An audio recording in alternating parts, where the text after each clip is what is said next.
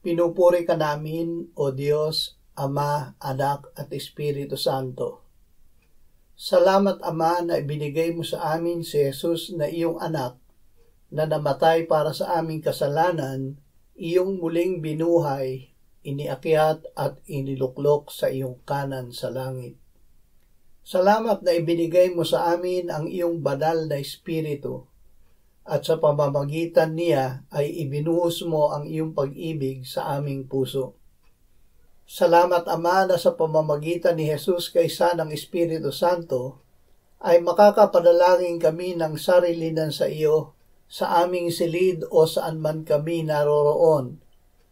Alam mo ang lahat ng aming pangangailangan bago pa kami manalangin.